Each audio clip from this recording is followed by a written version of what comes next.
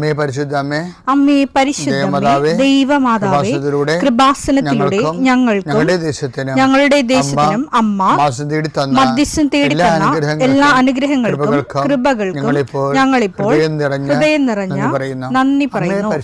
അമ്മേ പരിശുദ്ധമ്മേ, ദൈവമാതാവേ, 2004 ഡിസംബർ 7 ഉച്ചകഴിഞ്ഞ് 2:30 കൃപാസനത്തിൽ സംഭവിച്ച അമ്മയുടെ പ്രത്യക്ഷപ്പെടലിനെ കുറിച്ച് തിരുസഭയ്ക്ക് സമർപ്പിച്ചിരിക്കുന്ന പഠനരേഖകളുടെ മേൽ സഭാത്മകമായ പഠനം ആരംഭിക്കുവാൻ ഞങ്ങൾ പ്രാർത്ഥിക്കുന്നു. അമ്മേ പരിശുദ്ധമേ, ഭൂസ്വർലോകങ്ങളുടെ രാജ്ഞിയായ അങ്ങേയ്ക്ക് ഭൗമസംരക്ഷണത്തിനായി പ്രപഞ്ചപ്രകൃതിയെ തന്നെ തിരുസഭ പ്രതിഷ്ഠിക്കുവാൻ ഈ പ്രത്യക്ഷീകരണം വഴി ഇടയാക്കണമേ. പരിശുദ്ധമേ, ജപമാല മാതാവേ, സകല കൃപാസനം പ്രാർത്ഥനയോടും ചേർത്ത് ഞങ്ങളിപ്പോൾ പ്രാർത്ഥിക്കുന്ന ഈ കുടുംബത്തിന്റെ പ്രത്യേക നിയോഗം പറ മക്കളെ.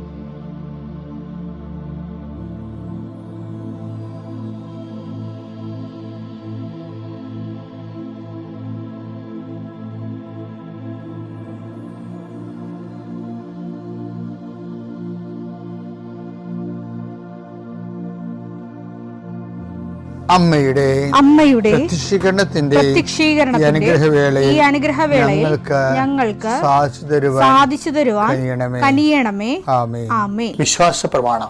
സർവശക്തനായ പിതാവും ആകാശത്തിന്റെയും ഭൂമിയുടെയും സൃഷ്ടാവുമായ ദൈവത്തിൽ ഞാൻ വിശ്വസിക്കുന്നു. അവിടുത്തെ ഏകപുത്രനും ഞങ്ങളുടെ കർത്താവുമായ ഈശോമിശിഹായിലും ഞാൻ വിശ്വസിക്കുന്നു. ഈ പുത്രൻ പരിശുദ്ധാത്മാവിനാൽ ഗർഭസ്ഥനായി കന്യകാമറിയത്തിൽ നിന്ന് പിറന്ന് പൊന്തിയോസ് പീലാത്തോസിന്റെ കാലത്ത് പീഡകൾ സഹിച്ച് കുരിശിൽ തറയ്ക്കപ്പെട്ട് മരിച്ച് അടക്കപ്പെട്ട് പാതാളങ്ങളിൽ ഇറങ്ങി മരിച്ചവരുടെ ഇടയിൽ നിന്ന് 3-ാം നാൾ ഉയർത്ത് സ്വർഗത്തിലേക്ക് എഴുന്നള്ളി സർവശക്തിയുള്ള പിതാവായ ദൈവത്തിന്റെ വലതുഭാഗത്തിരിക്കുന്നു. അവിടെ നിന്ന് ജീവിക്കുന്നവരെയും മരിച്ചവരെയും വിധിക്കുവാൻ വരുമെന്നും ഞാൻ വിശ്വസിക്കുന്നു. പരിശുദ്ധാത്മാവിലും ഞാൻ വിശ്വസിക്കുന്നു. വിശുദ്ധ കത്തോലിക്കാ സഭയിലും പുണ്യവാന്മാരുടെ ഐക്യത്തിലും പാപങ്ങളുടെ മോചനത്തിലും ശരീരത്തിന്റെ ഉയർപ്പിലും നിത്യമായ ജീവിതത്തിലും ഞാൻ വിശ്വസിക്കുന്നു. ആമേൻ. സുഖസ്ഥനായ ഞങ്ങളുടെ പിതാവേ, അങ്ങയുടെ നാമം പൂജിതമാകണമേ. അങ്ങയുടെ രാജ്യം വരണമേ. അങ്ങയുടെ തിരുമനസ് സ്വർഗത്തിലെ പോലെ ഭൂമിയിലും ആകണമേ. അന്നു വേണ്ടുന്ന ആഹാരം ഇന്ന് ഞങ്ങൾക്ക് തരണമേ. ഞങ്ങളോട് തെറ്റ് ചെയ്യുന്നവരോട് ഞങ്ങൾ ക്ഷമിക്കുന്നത് പോലെ ഞങ്ങളുടെ തെറ്റുകൾ ഞങ്ങളോടും ക്ഷമിക്കണമേ. ഞങ്ങളെ പ്രലോഭനത്തിൽ ഉൾപ്പെടുത്തരുതേ, തിന്മയിൽ ഞങ്ങൾ രക്ഷിക്കണമേ. ആമേൻ. നന്മ നിറഞ്ഞ മറിയമേ, സ്വസ്തി. കർത്താവ് അങ്ങയുടെ കൂടെ സ്ത്രീകളിൽ അങ്ങ് അനുഗ്രഹിക്കപ്പെട്ടവളാകുന്നു. അങ്ങയുടെ ഉദരത്തിൻ ഫലമായി ഈശോ അനുഗ്രഹിക്കപ്പെട്ടവനാകുന്നു. പരിശുദ്ധ മറിയമേ, തമ്പുരാന്റെ അമ്മേ, പാപികളായ ഞങ്ങൾക്ക് വേണ്ടി ഇപ്പോഴും ഞങ്ങളുടെ മരണസമയത്തും തമ്പുരാനോട് അപേക്ഷിക്കണമേ. ആമേൻ. കർത്താവേ, നിന്റെ ഉന്നതമായ നാമത്തിന് സ്വസ്ഥം ചെയ്യുന്നു. കർത്താവേ, നിന്റെ വിശുദ്ധ പൗരോഹിത്യത്തെ മഹത്വപ്പെടുത്തണമേ. കർത്താവേ, സഭയിലുള്ള സാന്നിധ്യം ദൃഢമാക്കണമേ. 39 വർഷം ഞാൻ അർപ്പിച്ച കൃപാന്റെ യുഗതിയായി കൃപാസ്ഥാന ജീവനോടെ പ്രത്യക്ഷപ്പെട്ട മാതാവിൻ്റെ മാധ്യസ്ഥയിൽ അത്താറയിൽ നടന്ന 10,000-കണക്കിന് ആരാധന ശക്തിയാൽ കൃപാസനത്തിൽ നടന്ന റാലിയുടെ ലക്ഷക്കണക്കിന് ജപമാല പ്രാർത്ഥനയുടെ ശക്തിയാൽ അങ്ങയുടെ മക്കൾക്ക് വേണ്ടി പ്രാർത്ഥിക്കുന്നു. പ്രത്യേകിച്ച് വിവാഹത്തിൽ നിന്ന് പിരിഞ്ഞുപോയവരെ, ഒരുമിച്ച് ജീവിക്കാൻ ആഗ്രഹിക്കുന്നവർ, കർത്താവിൻ്റെ നാമത്തെ ആശീർവദിക്കുന്ന മക്കളില്ലാത്തവരെ, ഒത്തിരി അബോർഷനും ഒത്തിരി ട്യൂബൽ പ്രഗ്നൻസിയൊക്കെ നടന്നിട്ട് ഇനി മടുത്ത് നിർത്തി മതി എന്നൊക്കെ പറഞ്ഞ് മാറ്റിയവരെ, അവരൊറ്റ ആശീർവാദം കൊണ്ട് കർത്താവ് പുതിയൊരു ജീവിതം നിങ്ങൾക്ക് നൽകട്ടെ എന്ന് പ്രാർത്ഥിക്കുന്നു. കർത്താവെ, കടകമ്പോളങ്ങളും വരുമാന മാർഗം മുട്ടിപ്പോയ മക്കളുണ്ട്. അവർക്ക് ഈ ആശീർവാദത്തിൻ്റെ ഫലമായിട്ട് ആ കുടുംബത്തിന് ജീവിക്കാനുള്ള മാർഗം കാണിച്ചു കൊടുക്കാൻ പരിശുദ്ധമ്മ കൃപാസന ആൾത്താരെ ഇവനോടെ പ്രത്യക്ഷപ്പെട്ട മാതാവിൻ്റെ മധ്യസ്ഥത്തിൽ ഞാൻ കുടുംബത്തെ വരുമാനത്തിന് വേണ്ടി പ്രാർത്ഥിക്കുന്നു. നീ വേണ്ടെന്ന് വെച്ച് അവസാനിപ്പിച്ച എല്ലാ കാര്യങ്ങളുടെ മേൽ കർത്താവ് പുതിയ മുളകൾ നിനക്ക് മുളപ്പിച്ചു തരികയും നീ നിന്നുപോയ കാര്യങ്ങൾ, നീ വേണ്ടെന്ന് വെച്ച് തള്ളിക്കളഞ്ഞ കാര്യങ്ങളുടെ മേൽ ദൈവം നിനക്ക് പുതിയ പ്രത്യാശ നൽകാൻ വേണ്ടി ഞാൻ ആശീർവദിക്കുന്നു. എൻ്റെ കർത്താവിൻ്റെ ഉന്നതമായ നാമത്തിൽ സഭയുടെ അധികാരത്തിൽ കുരിശടയാളത്തിൽ കൃപാസന ആൾത്താരെ ജീവനോടെ പ്രത്യക്ഷപ്പെട്ട മാതാവിൻ്റെ മധ്യസ്ഥത്തിന് രോഗപീഠകളെ ഈശ്വനാമത്തിൽ സൗഖ്യം പ്രാപിക്കട്ടെ. നിയമാവർത്തനം 5:7 ഞാൻ അല്ലാതെ മറ്റൊരു ദൈവം നിനക്കുണ്ടാകരുത്. ഈ നമ്മളെ കേൾക്കുമ്പോൾ ഇത് എപ്പോഴും കേട്ടിട്ടുള്ളതല്ല, നിങ്ങൾ തള്ളിക്കളയും. പക്ഷേ അതർ ഗോഡ് എന്ന്, ഇത് മറ്റൊരു ദൈവം. ഈ മറ്റൊരു ദൈവം ആരാണെന്നറിയാവോ? ഈ മറ്റൊരു ദൈവം ചിലപ്പോൾ അങ്കിളാവും, ചിലപ്പോൾ ആൻറ്റി ആവും, അപ്പം ചിലപ്പോൾ നമ്മുടെ ഫിക്സഡ് ഡിപ്പോസിറ്റ് ആവും, അല്ലെങ്കിൽ നമ്മുടെ സ്വാധീനമാവും, അല്ലെങ്കിൽ നമ്മുടെ നിങ്ങൾ വിശ്വസിക്കുന്ന രാഷ്ട്രീയ പാർട്ടി ആവും, അല്ലെങ്കിൽ നിങ്ങളുടെ പറമ്പാവും, പൊന്നാവും. അതർ ഗോഡ് എന്നുള്ള സംഭവം ദൈവത്തിൽ ആശ്രയിക്കുമ്പോൾ നമ്മളെ അനുഗ്രഹത്തെ ഡിവൈഡഡ് അവലംബങ്ങൾ, വിഭജിതമായിട്ടുള്ള അവലംബങ്ങൾ, അത് എന്നാ പറ്റുമെന്ന് വെച്ച് കഴിഞ്ഞാൽ നമ്മുടെ അനുഗ്രഹത്തെ കാര്യം അങ്ങനെ സാധ്യമല്ല. അതാണ് വിഷയം. വിഭജിച്ച അവലംബങ്ങൾ എന്തുകൊണ്ട് സാധ്യമല്ലെന്ന് പറഞ്ഞതെന്ന് വെച്ച് കഴിഞ്ഞാൽ നമ്മളിപ്പോൾ നല്ലവണ്ണം പഠിക്കുന്നവരാണ്, നമ്മൾ പ്രാർത്ഥിക്കുകയും ചെയ്യുന്നത്, അങ്ങനെയാണ്. പക്ഷേ എന്താ പ്രശ്നം വെച്ച് കഴിഞ്ഞാൽ ദൈവാനുഗ്രഹം വർക്കൗട്ട് ചെയ്യണമെങ്കിൽ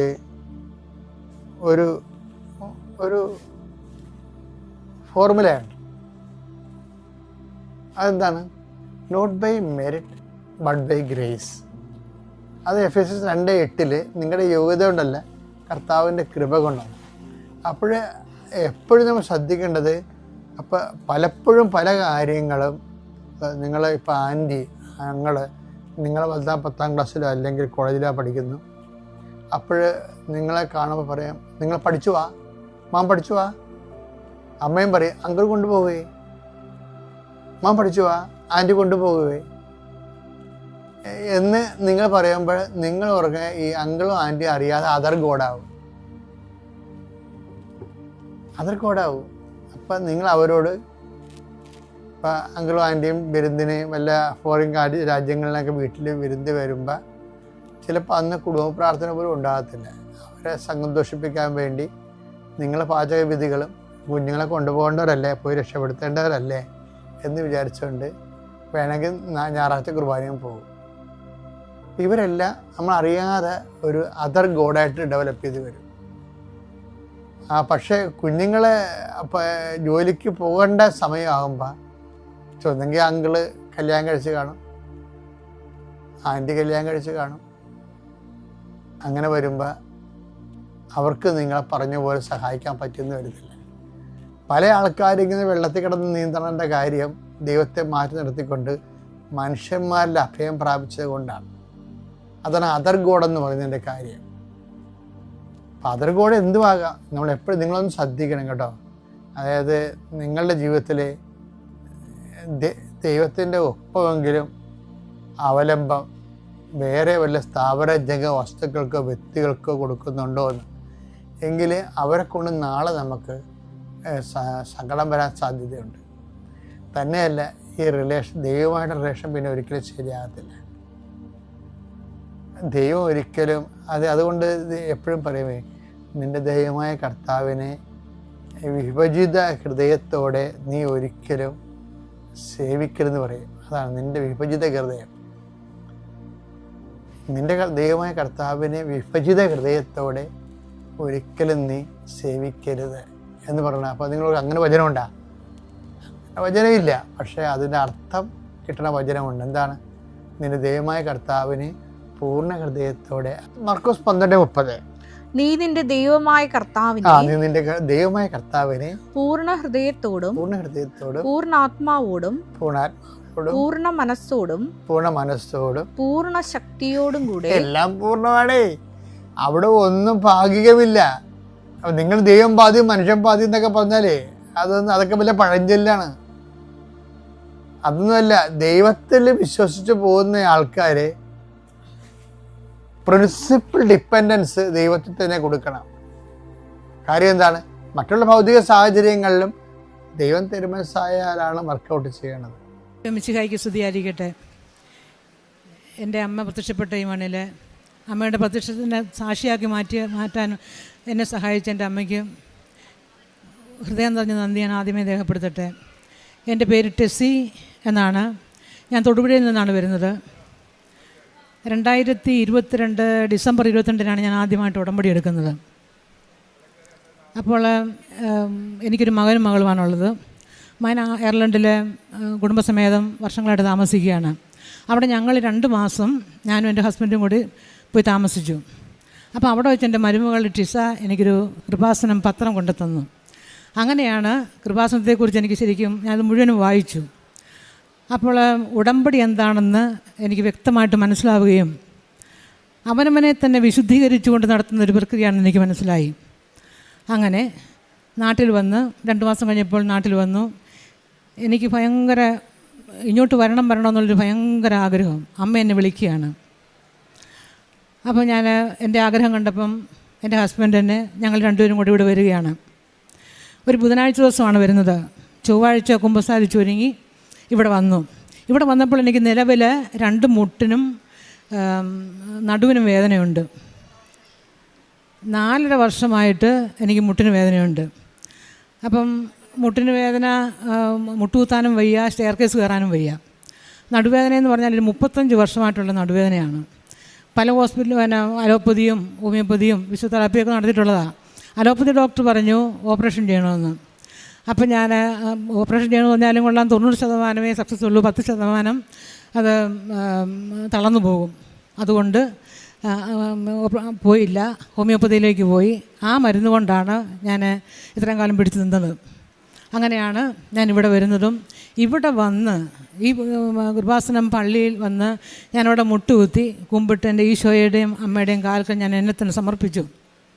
അപ്പോൾ അത് കഴിഞ്ഞ് ഞാൻ പെട്ടെന്ന് ചാടി എഴുന്നേറ്റു.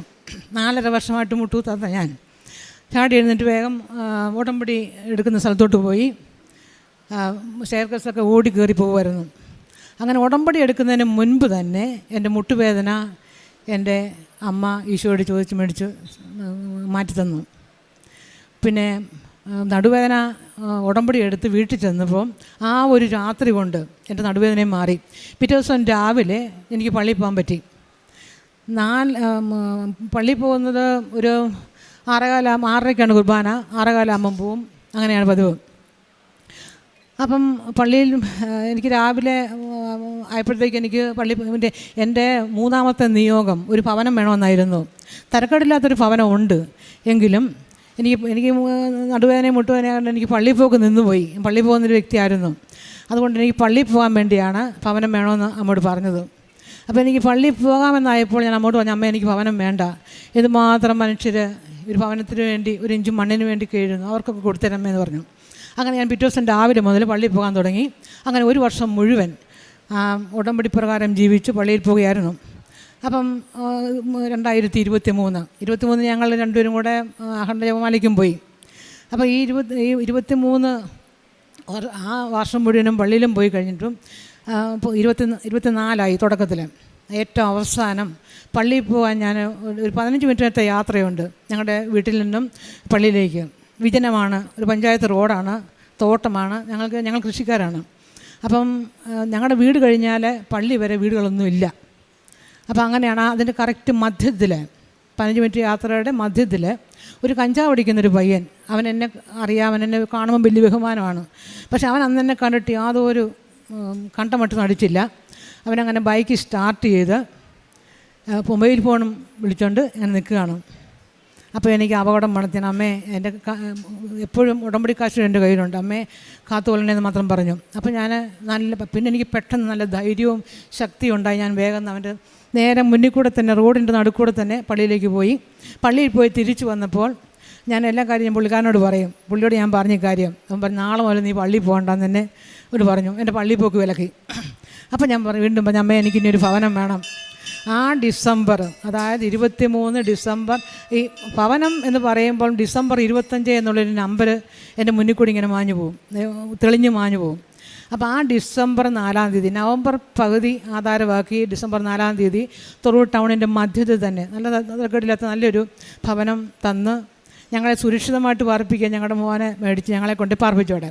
അപ്പോൾ എല്ലാ ദിവസവും രാവിലെ ഞങ്ങൾ രണ്ടുപേരും അവിടെ നിന്ന് ഇറങ്ങും. ഞാൻ പള്ളിയിലേക്കും പോവും, പുള്ളിക്കാരൻ പഴയ വീട്ടിലോട്ട് തോട്ടത്തിലേക്കും പോവും. അങ്ങനെയാണ് പതിവ്. പള്ളിയിൽ പോക്ക് വിലക്കിയപ്പം അറിഞ്ഞ് പിറ്റേ ആഴ്ച അറിഞ്ഞ് പുലി ഇറങ്ങിയിട്ടുണ്ടെന്നും, ചെറിയൊരു പട്ടണമുണ്ട് അവിടെ, ടൗണ് മുട്ടം, അവിടെ പുലി ഇറങ്ങിയിട്ടുണ്ടെന്ന് പേപ്പറിലൊക്കെ വന്നു. നമ്മുടെ തോട്ടത്തിൻ്റെ 1/2 കിലോമീറ്റർ മാറിയും പുലിയുടെ ഫോട്ടോ വന്നു. അപ്പം പുലിയിൽ നിന്ന് രക്ഷപ്പെടുത്താൻ വേണ്ടി അമ്മ ഈ കഞ്ചാവടിക്കാരൻ പയ്യനെ കാണിച്ചു തന്നത് തന്നെയാണ് എൻ്റെ വിശ്വാസം.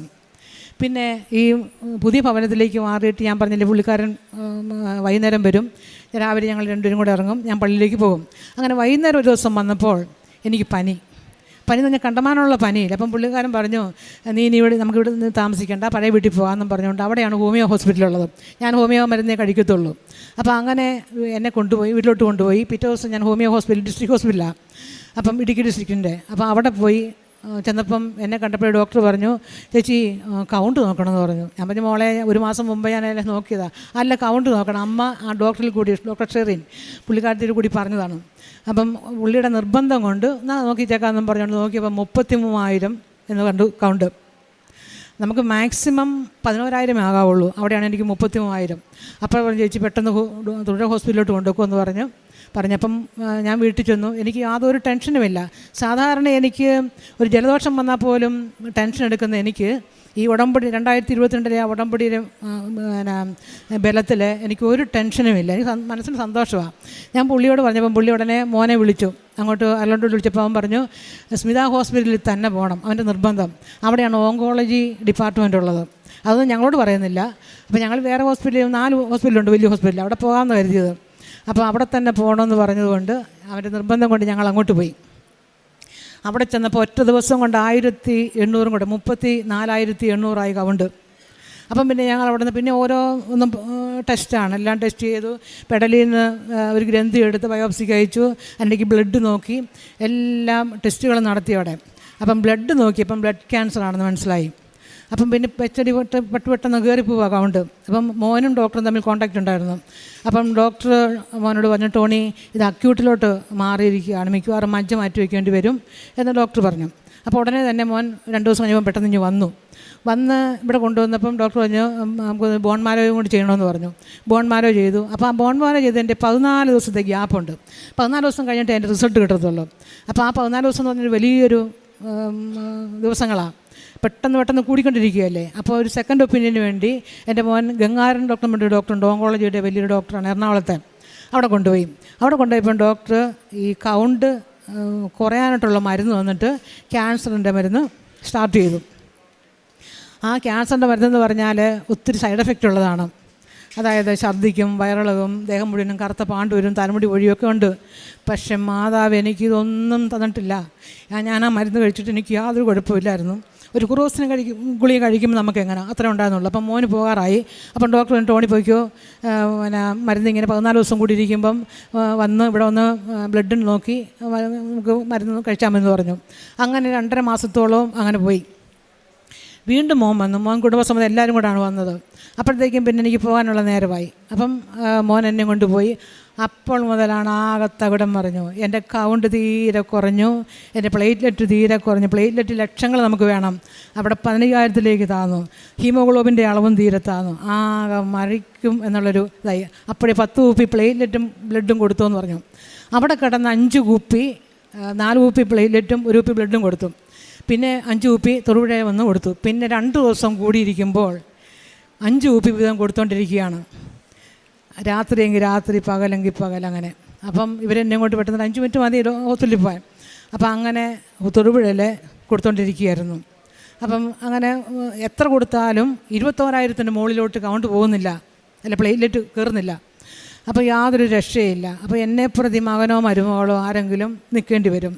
കുഞ്ഞുങ്ങളുടെ പഠിത്തം, അവരുടെ ജീവിതം, ഇതെല്ലാം കൂടെ ഇപ്പോൾ എനിക്ക് എനിക്ക് 2002 ഉടമ്പടി എടുത്തിന് അമ്മോട് പറഞ്ഞു, അമ്മേ ഇതിനൊരു പോംവഴി കാണിച്ചു തരണം.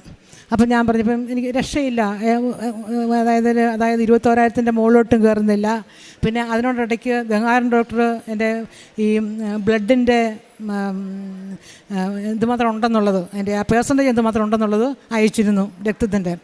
അങ്ങനെയാണ് ഇവിടെ വരുന്നത്. ഇവിടെ ഇപ്പോൾ ഏറ്റവും ഇങ്ങനെ കൊടുത്തുകൊണ്ടിരിക്കുക, രക്തം കൊടുത്തുകൊണ്ടിരിക്കുക. കൊടുത്തുകൊണ്ടിരുന്ന സമയത്ത് പിന്നെ അവസാനം എനിക്കൊരു പ്രെയർ റൂം ഉണ്ടായിരുന്നു. പ്രെയർ റൂമിലെ പുള്ളിക്കാരന് അപ്പനും മോനും അത്ര വിശ്വാസമൊന്നുമില്ല കൃപാസനത്തെക്കുറിച്ച്. അപ്പോൾ എനിക്കൊന്ന് സ്വസ്ഥമായിട്ടൊന്ന് പ്രാർത്ഥിക്കാൻ കാര്യം വീടുകളൊക്കെയാണ്, പക്ഷേ ഒരു പ്രെയർ റൂമില്ല. ഞാൻ അമ്മയും തിരിയും ബൈബിളും ഒക്കെ ആയിട്ട് അടുത്ത മുറിയിൽ പോകും പ്രാർത്ഥിക്കാൻ ഓരോ സമയത്തിന്. അപ്പോൾ അതെനിക്കൊരു വേദനയായിരുന്നു എൻ്റെ മനസ്സിൽ. അപ്പം ഞാൻ ആരോടും പറയുന്നില്ല, അമ്മയും ഞാനും മാത്രമേ അറിഞ്ഞിട്ടുള്ളൂ.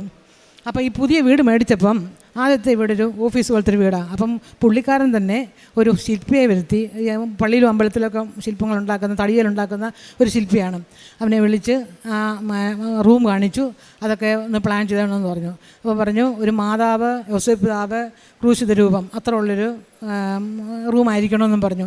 ഞാൻ പറഞ്ഞു മാതാവ് കൃപാസനം മാതാവിനെ തന്നെ ആയിരിക്കണമെന്നും പറഞ്ഞു. ഞാൻ നമ്മുടെ കൃപാസനത്തിൻ്റെ നമ്മുടെ ആ പടമുണ്ടല്ലോ അതുകൊണ്ട് കാണിച്ചു ശില്പിനെ. ആ തിരമാലയുടെ നടുക്ക് മാതാവ് നിൽക്കുന്നതും നീരാകാശവും തെങ്ങും ഒക്കെ ഉള്ള അതുപോലെ തന്നെ ബാഗ്യരമുണ്ട്. അതുപോലെ തന്നെ ശില്പിയുടെ മകൻ വന്ന് ചെയ്തു.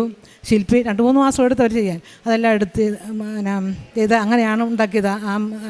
അത് ആ ആഴ്ച തന്നെ ഈ ഉണ്ടാക്കി കഴിഞ്ഞ് ഞാൻ ആ മോനോട് പറഞ്ഞടാ, നീ കൃപാസനം അമ്മേനെ തൊട്ടിരിക്കുന്ന അമ്മയോട് പ്രാർത്ഥിച്ചോ, അത്ഭുതങ്ങൾ നടക്കും, നിനക്ക് അനുഗ്രഹം ഉണ്ടാവുമെന്ന് ഞാൻ പറഞ്ഞു. ഇതെല്ലാം ക്രമീകരിച്ച് എല്ലാം ശരിയാക്കി കഴിഞ്ഞാൽ ആ ആഴ്ച തന്നെ അവന് കേരള ലളിതകലാ അക്കാദമി പുരസ്കാരം കിട്ടി, 50,000 രൂപയും ഫലവും. അപ്പം അങ്ങനത്തെ ഉള്ളൊരു പ്രെയർ റൂമായിരുന്നത്. അതും വെഞ്ചരിക്കണമെന്ന്, അതാണ് പ്രെയർ റൂമിൻ്റെ പുറകിലത്തെ കഥ അത്. അപ്പം എനിക്ക് അങ്ങനെ അത്രയും നല്ലൊരു പ്രെയർ റൂം തന്ന് ഞാൻ സ്വപ്നത്തിൽ വിചാരിച്ചില്ല ഇത്രയും വലിയൊരു പ്രെയർ റൂം ഉണ്ടാകുമെന്ന്. അപ്പം അങ്ങനെ ആ പ്രെയർ റൂം വെഞ്ചരിച്ചിട്ടില്ലായിരുന്നു, വെഞ്ചരിക്കണമെന്ന് പറഞ്ഞു. കല്ലറയും എടുത്തിടണമെന്ന് പറഞ്ഞു. ഒരു സ്പെഷ്യൽ കല്ലറ, കുടുംബക്കാർ ഒരു സ്പെഷ്യൽ കല്ലറ വേണം. കല്ലറയും എടുത്തിട്ടു, ഇതും വെഞ്ചരിച്ചു. ഇനി മരുമകളെ കൊണ്ട് പാലും കാച്ചിക്കണമെന്ന് പറഞ്ഞു. ഞാനിങ്ങനെ കിടക്കുന്നതുകൊണ്ട് പാല് എല്ലാവരെയും വിളിച്ച് നടക്കത്തില്ല. അതുകൊണ്ട് അച്ഛൻ പറഞ്ഞു സാരമില്ല അമ്മേ, നമുക്കിപ്പം തന്നെ കാച്ചാമെന്നും പറഞ്ഞുകൊണ്ട് ആ പാല് കാച്ച് കർമ്മം നടന്നു. ഇനി ഞാൻ പറഞ്ഞു എനിക്കിനി കൃപാസനത്തിൽ പോകണം. അവസാനത്തെ എൻ്റെ ആഗ്രഹമാണ് എനിക്ക് കൃപാസനത്തിൽ പോകണം. കൃപാസനത്തിൽ വന്നാൽ രക്ഷപ്പെടുമെന്ന് എനിക്ക് നല്ല ധൈര്യം ഉണ്ടായിരുന്നു. അപ്പം ഞാനിവിടെ വന്നപ്പം മോൻ പറഞ്ഞു, ഇപ്പം അന്ന് ബ്ലഡ് കൊടുക്കേണ്ട ദിവസമാണ്, കൊടുക്കാൻ പോയില്ല, കൊടുക്കാണ്ടല്ല നോക്കേണ്ട ദിവസം നോക്കാൻ പോയില്ല. അന്ന് സന്ധ്യ ആയപ്പം ഞങ്ങളെല്ലാവരും കൂടെ വലിയൊരു വണ്ടിയിൽ, എൻ്റെ ചേച്ചി ആലപ്പുഴയിലുണ്ട്, അവിടെ വന്ന് താമസിച്ചു. അത് കഴിഞ്ഞിട്ട് രാവിലെ കൃപാസനത്തിലോട്ട് പോന്നു. അപ്പോൾ ഇവിടം വരെ വരണമെന്ന് ഞാൻ എൻ്റെ അമ്മയുടെ മുറുക്ക് പിടിച്ചുകൊണ്ട് അമ്മയോട് യാചിക്കുമായിരുന്നു, ഇവിടം വരെ ജീവനോടെ എത്തണമെന്ന്. ഇടയ്ക്ക് വെച്ച് ഞാൻ പോകുന്നതിന് ഓർത്തത് അങ്ങനെയായിരുന്നു. അതായത് എത്ര രക്തം കൊടുത്തിട്ടും 21,000 മുകളിലോട്ട് പോകാഞ്ഞ രക്തം കൊടുത്തില്ലെങ്കിലോ. അപ്പം ഇവിടെ വന്ന് രക്തം കൊടുക്കേണ്ട സമയത്ത് അച്ഛൻ്റെ അനുഗ്രഹം മേടിക്കുകയാണ്. അച്ഛൻ്റെ വിശുദ്ധ കുരിശ് എൻ്റെ തലയിൽ വെച്ച് പ്രാർത്ഥിച്ചു, പരിശുദ്ധ തൈലമെടുത്തു, നെറ്റിയെ കുരിശ് വരച്ചു. അച്ഛൻ എൻ്റെ ആ രേഖയും കൊണ്ട് മാതാവിൻ്റെ അടുക്കൽ അച്ഛൻ്റെ വിശുദ്ധിയിൽ അച്ഛൻ പോയി പ്രാർത്ഥിച്ചു. അപ്പോഴേ അമ്മയുടെ മോനോട് പറഞ്ഞു എൻ്റെ കാര്യത്തിന് പ്രശ്നം സോൾവ് ചെയ്തു. ഞാൻ എന്നിട്ട് വീട്ടിലേക്ക് പോകണം. ഞങ്ങളെല്ലാവരും കൂടെ വീട്ടിലോട്ട് പോയി. അതായത് 1, 2 നോക്കേണ്ട ദിവസം നോക്കിയില്ല, കൊടുക്കേണ്ട ദിവസം കൊടുത്തില്ല. 3-ാമത്തെ ദിവസം രക്തം പോയി നോക്കിയപ്പം 26,000 പ്ലേറ്റ് എന്ന് കണ്ടു. അത് എത്ര കുപ്പി ബ്ലഡ് കൊടുത്തിട്ടും എൻ്റെ രക്തം പ്ലേറ്റ്ലെറ്റ് കൂടാത്ത 26,000 മുകളിലോട്ട് കൂടാഞ്ഞത് 26,000 എന്ന് കണ്ടു. അപ്പോഴപ്പം വിളിച്ച് പറയും. അപ്പം ഡോക്ടർ പറഞ്ഞു സ്റ്റോപ്പ് ചെയ്തേര്, അപ്പോൾ ഇനിയും 26,000 ആയില്ല, അപ്പം തൽക്കാലം കൊടുക്കണ്ടെന്ന് പറഞ്ഞു. അങ്ങനെ അനേകരുടെ രക്തം എൻ്റെ ശരീരത്തിൽ കയറിയിട്ടുണ്ട്. അവർക്ക് വേണ്ടിയൊക്കെ ഞാൻ ഇപ്പോൾ പ്രാർത്ഥിക്കുകയാണ്. എൻ്റെ മോൻ്റെ രക്തം മാത്രമേ രക്തമായിട്ട് എൻ്റെ ശരീരത്തിൽ എനിക്ക് കയറിയിട്ടുള്ളൂ. മറ്റുള്ള ബ്ലഡ് ബാങ്കിൽ നിന്നും നാട്ടുകാരുടെ രക്തവും അങ്ങനെയൊക്കെ ആയിരുന്നു. അവരങ്ങോട്ട് കൊടുക്കും, ഹോസ്പിറ്റലിൽ നിന്നുള്ള രക്തം നമുക്ക് കിട്ടും. അങ്ങനെ ഇവിടെ വന്ന് അപ്പോൾ ആ ആഴ്ച തന്നെ ഗംഗാരൻ ഡോക്ടറെ കാണേണ്ട ദിവസമാണ്. അപ്പം ഞങ്ങൾ പോയി. അപ്പം അവിടെ ചെന്നപ്പോൾ 60,000 പ്ലേറ്റ്ലെറ്റായി. അപ്പം ബ്ലഡ് കൊടുത്ത ആ റിസൾട്ട് വന്നു. ക്യാൻസറിൻ്റെ യാതൊരു ടിഷ്യൂ അതിനകത്തില്ല. അപ്പോൾ ക്യാൻസറിൻ്റെ പെർസെൻറ്റേജ് കണ്ടമാനം കൂടുമെന്ന് പറഞ്ഞ് കൊണ്ടുപോയതാണ്, രക്തം കൊടുത്തതാണ്. ക്യാൻസറിൻ്റെ യാതൊരു ടിഷ്യൂസും ഇല്ല.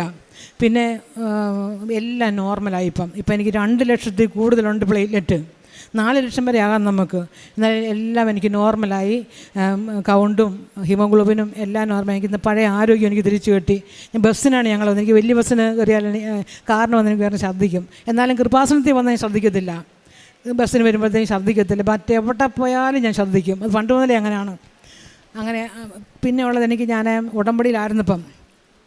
ഉടമ്പടിയിലായിരുന്ന കാലത്ത് ആ കാരുണ്യ പ്രവർത്തികളൊക്കെ ചെയ്ത കാലത്തുണ്ടല്ലോ, അപ്പോൾ എനിക്ക് ഒത്തിരി അനുഗ്രഹങ്ങൾ കിട്ടിയിട്ടുണ്ട്. എന്നെ വിശ്വസിപ്പിക്കാൻ വേണ്ടി അമ്മ നീലത്തിരിയിലും പച്ചത്തിരിയിലും അമ്മ വെളിപ്പെട്ടിട്ടുണ്ട്. അത് പച്ചത്തിരിയിലെ അമ്മയുടെ തിരുക്കുമാരനെ എടുത്തുകൊണ്ടിരിക്കുന്നൊരു രൂപമാണ് കണ്ടത്. അതുപോലെ തന്നെ നീലത്തിരിയിലും കണ്ടിട്ടുണ്ട്. എന്നെ വിശ്വസിപ്പിക്കാൻ വേണ്ടിയാണ്. അതുപോലെ ഒത്തിരി അപകടങ്ങളിൽ നിന്ന്, അതായിരുന്നു ഏറ്റവും വലിയത്. ഭയങ്കരമായിട്ട് അപകടങ്ങളിൽ നിന്നൊക്കെയുള്ള രക്ഷ. അതിപ്പോൾ ഇവിടെ സമയമുണ്ടെന്ന് എനിക്കറിയത്തില്ല, ഏതെങ്കിലും ഒരെണ്ണമെങ്കിലും പറയാം. അപകടങ്ങളിൽ നിന്നുള്ള രക്ഷ ഒത്തിരി എനിക്കുണ്ടായിട്ടുണ്ട്. അങ്ങനെ അമ്മ അവന് കണ്ണിൻ്റെ 2 കണ്ണും തിമിരമാണെന്ന് 2 ഡോക്ടർമാർ പറഞ്ഞതാണ്. ഒരു ഐ ഹോസ്പിറ്റലിൽ പോയിട്ട് ശരിക്കും ടെസ്റ്റ് ചെയ്യണം. അങ്ങനെ ചെന്നപ്പോഴത്തേക്ക് ഞാൻ എപ്പോഴും തൈലം പരട്ടി വിശ്വാസപ്രമാണം ചെല്ലിട്ടാണ് ഞാൻ പോയത്. അവിടെ ചെന്നപ്പോൾ ഡോക്ടർ കുഴപ്പമൊന്നുമില്ല. അപ്പം പുള്ളിക്കാരൻ പറഞ്ഞ്, ഡോക്ടറെ തിമിരത്തിൻ്റെ വല്ല ലക്ഷണമുണ്ടോ? തിമിരത്തിൻ്റെ യാതൊരു ലക്ഷണവും ഇല്ലെന്ന് പറഞ്ഞു. അത് ഞാൻ ഈ തൈലം പരട്ടി, വിശുദ്ധ തൈലം പരട്ടി പോയതിൻ്റെ ആണെന്ന് തന്നെ ഞാൻ വിശ്വസിക്കുന്നു. അമ്മ എടുത്തു മാറ്റി തന്നെ എൻ്റെ വിശ്വാസം. പ്രേക്ഷിത പ്രവർത്തനം എന്ന് പറഞ്ഞാൽ ഞാൻ പത്രം കൊടുക്കുന്നത് എനിക്ക് അങ്ങനെ നാണക്കേടായിട്ടൊന്നും തോന്നിയിട്ടില്ല. ഞാൻ എല്ലായിടത്തും കൊണ്ടുനടക്കില്ല. എന്നെ അറിയാവുന്നവർ ചോദിക്കും, ചേച്ചിക്ക് എൻ്റെ ആവശ്യം വല്ലതും ഉണ്ടെന്ന് ചോദിക്കും. ഞാൻ പറഞ്ഞിടാവനെ, നിങ്ങൾ അവിടം വരെ ഒന്ന് പോകണം. എൻ്റെ അനുഗ്രഹങ്ങളൊക്കെ ഞാൻ അവരോട് പറയും. പിന്നെ അതുപോലെ തന്നെ ഞാനൊരു ദിവസം പത്രവും, സാധാരണ ഞാൻ താലൂക്ക് ഹോസ്പിറ്റലിൽ ഞാൻ ആദ്യമായിട്ട് പോവുക. അവിടെ ചെന്നപ്പോഴത്തേക്കും അവിടെ ഒത്തിരി ഭക്ഷണം, തൊടുപുഴയെന്ന് പറഞ്ഞാൽ തൊടുപുഴയിൽ അങ്ങനെ ഒരു ദാരിദ്ര്യ മേഖലയല്ല. അവിടെ ഹോട്ടലിൽ പോലും ഭക്ഷണമില്ലാത്തവർക്ക് ഫ്രീ ആയിട്ട് കൊടുക്കുന്നുണ്ട്. അങ്ങനെ എഴുതി വെച്ചിട്ടുണ്ട്. അപ്പം താലൂക്ക് ആശുപത്രി പോയപ്പോഴത്തേക്കും അവിടെ ബൈസ്റ്റാൻഡേഴ്സിനൊക്കെ ഭക്ഷണം കഴിക്കുന്നുണ്ട്. ഈ രോഗികളൊന്നും ഭക്ഷ്യത്തില്ല. അപ്പോൾ അവിടെ ഞാനിങ്ങനെ അങ്ങനെ പത്രവും ഭക്ഷണവും ആവശ്യത്തിനുള്ള പൈസയൊക്കെ ആയിട്ടാണ് ഈ പോണത്. ഒരു ദിവസം ഞാനിങ്ങനെ ഇതേക്കുറിച്ച് പറഞ്ഞുകൊണ്ടിരുന്ന് പത്രവും കൊടുക്കും, അർഹതപ്പെട്ടവർക്ക് സാമ്പത്തിക സഹായം ചെയ്യും. അങ്ങനെ വന്നപ്പോഴത്തേക്കും എൻ്റെ മുൻപിൽ, ഞാൻ കാരാഗ്രഹവാസിയായിരുന്നു, നീ എന്നെ സന്ദർശിച്ചു എന്നുള്ളൊരു ചോദ്യം ഉണ്ടല്ലോ തമ്പുരാൻ്റെ. അപ്പം ഞാനപ്പോൾ ഓർക്കും കാരാഗ്രഹം മീൻസ് ജയിൽ. അപ്പം നമുക്കങ്ങനെ പേടിയില്ലേ. അപ്പം നോക്കിയപ്പോൾ അപ്പുറം 2 ബൂട്ടിട്ട കാല്, നടുക്കൊരു അല്ലാത്തത്. അപ്പം ജുഗുപ്സയോടെ ഓരോരുത്തർക്ക് അങ്ങോട്ട് നോക്കുന്നുണ്ട്. അപ്പം ഞാൻ നോക്കിയപ്പോൾ 2 പോലീസുകാരുടെ നടുക്കൊരു പയ്യൻ, ഒരു 10-25 വയസ്സുണ്ട്. ഒരു നല്ല ഒന്നാന്തരം കുടുംബത്തിൽ ഇപ്പം നല്ല കുലീനത്തുള്ളൊരു ചെറുക്കനാണ്, ഒരു 10-25 വയസ്സുള്ളത്. ഞാൻ അറിയാതെ അങ്ങ് എഴുന്നേറ്റ് ഞാൻ ഈ പത്രം കൊണ്ട് ഞാൻ ആ കൊച്ചിൻ്റെ അടുക്കൽ ചെന്നു. പ്രോട്ടോക്കോൾ അനുസരിച്ച് പോലീസിനോട് ചോദിച്ച് അനുവാദം വാങ്ങിയിട്ട് നമ്മൾ ആ അവൻ കുറ്റവാളിയാണോ ഇല്ലയോ എന്നുള്ള കോടതി തീരുമാനിക്കുന്നത്, വൈദ്യപരിശോധനയ്ക്ക് വന്നിരിക്കുന്നതാണ്. അപ്പം അവന് കൊടുക്കണമെന്നുണ്ടെന്നുണ്ടെങ്കിൽ എന്തെങ്കിലും സംസാരിക്കണമെങ്കിലോ എന്തെങ്കിലും കൊടുക്കണമെന്നെങ്കിൽ പോലീസിനോട് നമ്മൾ അനുവാദം മേടിക്കണം. അപ്പം പോലീസിനോട് ഞാൻ ഒന്നും മേടിച്ചില്ല. ഞാൻ നേരെ ആ കൊച്ചിനോട് പറഞ്ഞു, മോനെ ഈ പത്രം ഞാനെടുത്ത് അവൻ്റെ കൃപാസനത്തിൻ്റെ കാര്യങ്ങളെല്ലാം പറഞ്ഞു, വിശദ വിവരം പറഞ്ഞിങ്ങനൊരു പള്ളിയുണ്ട്, അനുഗ്രഹങ്ങളുണ്ട്, നീ അവിടെ നിനക്ക് ഇഷ്ടം പോലെ സമയം കിട്ടും, നീ അവിടെ പോയി പ്രാർത്ഥിക്കണം, അമ്മ നിന്നെ അനുഗ്രഹിക്കും എന്നും പറഞ്ഞു. ഞാൻ ഈ പത്രം എടുത്ത് ആ കൊച്ചൻ്റെ കയ്യിലോട്ട് കൊടുത്തു. ആ കൊച്ചൻ വിലങ്ങിട്ട കയ്യാണ്. ആ കൈ കൊണ്ട് അവനിത് മേടിച്ചിട്ട് നെഞ്ചോട് ചേർത്ത് എന്നെ ഒരു നോട്ടം നോക്കി. മരണം വരെ ഞാൻ മറക്കത്തില്ല ആ നോട്ടം. അവന് തീർച്ചയായിട്ടും അനുഗ്രഹം ഉണ്ടായിട്ടുണ്ടാവും അല്ല എന്നെൻ്റെ വിശ്വാസം. പിന്നെ ഉള്ളത് ഞാൻ എന്നിട്ട് പിന്നെ താലൂക്ക് ആശുപത്രിയിലാണല്ലോ. അപ്പം ഞാൻ അവിടെ നിന്ന് പിന്നെയും ഈ പത്രം കൊണ്ട് പോകും. അപ്പോൾ ഒരു ഹെഡ് നേഴ്സ് ഒച്ച വെച്ചു, ഇവിടുത്തെ ഒരു ഗവൺമെൻറ് സ്ഥാപനമാണ്, അവിടെ അങ്ങനെ മതപരമായിട്ടുള്ള സാധനങ്ങൾ ഇതൊന്നും കൊടുക്കാൻ പാടില്ല എന്ന് പറഞ്ഞു. അപ്പം ഞാനതൊന്നും പറഞ്ഞില്ല. ഞാനപ്പോൾ തൊട്ടിപ്പുറത്ത് ഇതിൻ്റെ ഹെഡ് ഡോക്ടറുടെ ഒരു റൂമാണ്. അപ്പം ഞാനവിടെ ഡോക്ടർ രോഗിയെ നോക്കുന്ന സമയമൊന്നുമല്ല. ഞാൻ അങ്ങോട്ട് കയറി ചെന്നു. അപ്പോൾ എന്നെ കണ്ടപ്പോഴേ ഡോക്ടർ എഴുന്നേറ്റ് അവിടെ ഇരിക്കുമെന്ന് പറഞ്ഞു. അമ്മേ ഡോക്ടറെ, ഞാൻ രോഗിയോ മെഡിക്കൽ റെപ്രസെൻറ്റേറ്റീവോ ഒന്നുമല്ല, എനിക്കറിയാം ചേച്ചി അവിടെ ഇരിക്കാൻ പറഞ്ഞു. ഒരു 1/2 മണിക്കൂർ നേരം ഈ കൃപാസനത്തെക്കുറിച്ച് ഞാൻ പറയുകയും ഡോക്ടർ ഇത് വളരെ ശ്രദ്ധാപൂർവ്വം, വളരെ വലിയൊരു ഡോക്ടറാണ്, എല്ലാം ശ്രദ്ധാപൂർവ്വം കേട്ടിട്ട് അവസാനം എന്നോട് ചോദിച്ചു എന്നൊരു പത്രം തരാമെന്നും. ഞാൻ പത്രം എടുത്ത് ഡോക്ടറെ കൊടുത്തു. വളരെ ബഹുമാനത്തോടെ ആ മനുഷ്യനൊന്ന് മേടിച്ചു. ഞാൻ യാത്ര പറഞ്ഞ് ഇറങ്ങുകയും ചെയ്തു. അപ്പോൾ ഹെഡ് നേഴ്സ് പുറത്ത് നിൽപ്പുണ്ട്. പുള്ളി എന്നോട് ചോദിച്ചിരുന്നെങ്കിൽ ഞാൻ കൊടുത്തേനെ, എന്നോട് ചോദിച്ചില്ല, ഞാൻ കൊടുത്തുമില്ല. അങ്ങനെ ഒരു അനുഭവം ഉണ്ടായിട്ടുണ്ട്. പിന്നെ ഭക്ഷണം എന്നൊക്കെ പറയുമ്പോഴത്തേക്കും ഈ ചിലപ്പം ബൈസ്റ്റാൻഡേഴ്സ് ഒന്നും കാണത്തില്ല. എനിക്ക് എൻ്റെ ഒരു മനസ്സിന് സന്തോഷമുള്ളൊരു, നമുക്കൊരു പ്രത്യേക സന്തോഷം അത്. അപ്പോൾ ഒരു രോഗി, ആ രോഗി എന്ന് പറഞ്ഞാൽ എൻ്റെ ഹസ്ബൻഡിന് കാലുമേലാത്തതാണ്, കാലില്ലാത്ത മനുഷ്യനാണ്. ആ മനുഷ്യൻ ലോട്ടറി ടിക്കറ്റ് വിറ്റ് ആണ് ഇതിനെ സൂക്ഷിക്കുന്നത്. അപ്പോൾ അതിൻ്റെ കൈയും പൊങ്ങത്തില്ല. പിന്നെ അതിനൊന്ന് കഴിക്കണമെന്ന് ഭയങ്കര വിശപ്പുമുണ്ട്. ഈ പൊതിച്ചോറിട്ട് കഴിക്കത്തുമില്ല അതിന്. അപ്പോൾ ഞാൻ കഞ്ഞിയായിട്ട് ഞാൻ കുറച്ച് കൊണ്ടുപോകും. അപ്പോൾ ആ കഞ്ഞി ഞാൻ കൊടുത്തപ്പോൾ അതിന് പിന്നെ വാരി കൊടുത്ത് വായിലോട്ട്. അപ്പോൾ അത് വളരെ ഇതായിട്ട് എൻ്റെ കണ്ണിലോട്ട് നോക്കി അത് മേടിക്കുമായിരുന്നു. അങ്ങനെ അപ്പോൾ എനിക്ക് വല്ലാത്തൊരു സന്തോഷം വന്നു. പിന്നെ ഇത്രമാത്രം അനുഗ്രഹം തന്ന എൻ്റെ അമ്മയ്ക്ക് ഈശോയോട് ചോദിച്ച് മേടിച്ചിട്ടുണ്ട്. എനിക്ക് വലിയ ഇതൊന്നും ഉണ്ടായിട്ടല്ല, യാതൊരു മേന്മ ഉണ്ടായിട്ടല്ല. അമ്മ ഈശോയോട് ചോദിച്ച് മേടിച്ച് തന്നതാണ്. ചെറുപ്പം മുതലേ ഞാനൊരു മാതാവിൻ്റെ ഭക്തിയാണ്. അപ്പോൾ ആ അമ്മയ്ക്ക് ഹൃദയം നിറഞ്ഞ നന്ദി പറയുന്ന എൻ്റെ ഈശോയ്ക്ക് ആരാധനയും സ്തുതിയും എന്നേക്കും. എസെക്കിയേൽ പ്രവാചകന്റെ പുസ്തകത്തിൽ നിന്ന് 37-ാം അധ്യായം 11-ാം തിരുവചനം. ഞങ്ങളുടെ അസ്ഥികൾ വരണ്ടിരിക്കുന്നു, പ്രതീക്ഷ നശിച്ചിരിക്കുന്നു, ഞങ്ങൾ തീർത്തും പരിത്യക്തരായിരിക്കുന്നു എന്ന് അവർ പറയുന്നു. ആകയാൽ അവരോട് പ്രവചിക്കുക, ദൈവമായ കർത്താവേ, അവിടുന്ന് അരുളി ചെയ്യുന്നു, എൻ്റെ ജനമേ, ഞാൻ കല്ലറകൾ തുറന്ന് നിങ്ങളെ ഉയർത്തും, ഇസ്രായേൽ ദേശത്തേക്ക് ഞാൻ നിങ്ങളെ തിരികെ കൊണ്ടുവരും. തൻ്റെ ആവശ്യങ്ങളെല്ലാം എഴുതി സമർപ്പിച്ച് ഇവിടെ നിന്ന് പോകുന്ന വഴിക്ക് തന്നെ 4 വർഷമായിട്ടുണ്ടായിരുന്ന മുട്ടുവേദന പരിശുദ്ധ അമ്മയുടെ മധ്യസ്ഥതയിൽ ഈശോ പെട്ടെന്ന് സുഖപ്പെടുത്തി. ഒരു രാത്രി ഉണർന്നെഴുന്നേറ്റ് പിറ്റേ ദിവസം തന്നെ ഉടമ്പടിയെടുത്ത പിറ്റേ ദിവസം 35 വർഷമായിട്ടുണ്ടായിരുന്ന മകളുടെ നടുവേദന ഈശോ സൗഖ്യപ്പെടുത്തി. അച്ഛൻ പറയുന്നത് പോലെ നമ്മുടെ ആസ്തി എവിടെയാണെന്ന് നമുക്ക് ചിന്തിച്ച് നോക്കാം.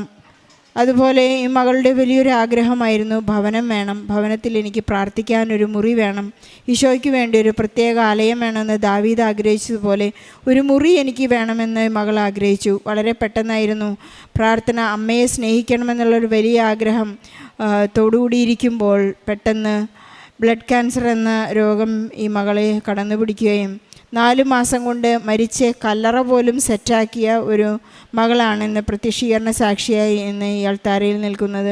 ഈ മകൾ ചോദിച്ചത്, അമ്മേ എനിക്ക് 10 വർഷം കൂടി തരണമേ എന്നാണ്.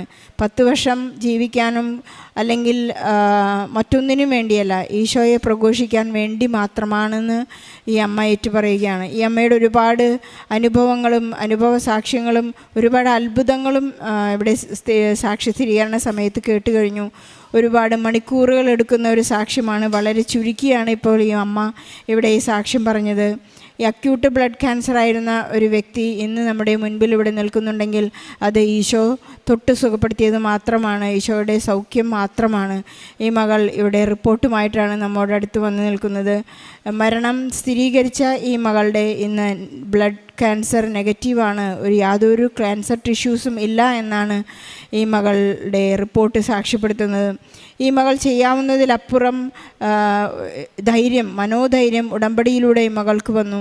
കുടുംബത്തിലുള്ളവർക്ക് വിശ്വാസമുണ്ടാകുവാനും എൻ്റെ ഈ ഒരു രോഗം കാരണമാകട്ടെ എന്നായിരുന്നു മകളുടെ വലിയൊരു പ്രാർത്ഥന. നമുക്ക് വിശ്വസിക്കാൻ ഇത്രയും വലിയ ഒരു അസുഖമോ അല്ലെങ്കിൽ ഇത്രയും വലിയൊരു അസ്വസ്ഥതയോ വേണോ എന്ന് തന്നെ നാം ചോദിക്കും. ഈശോയോട് തന്നെ, ഈശോ കുരിശിൽ കിടക്കുമ്പോൾ നമുക്ക് ചോദിക്കാവുന്ന ഒരു ചോദ്യമുണ്ട്, ഇത്രയ്ക്കും വേണമായിരുന്നു ഈശോയെ, നീ എനിക്ക് വേണ്ടി ഇത്രയും സഹിക്കണമായിരുന്നു എന്ന് നമുക്ക് ചോദിക്കാവുന്ന ഒരു ചോദ്യം ചിലരുടെ എല്ലാം അനുഭവങ്ങൾ കേൾക്കുമ്പോൾ നമുക്ക് മനസ്സിലാകാം.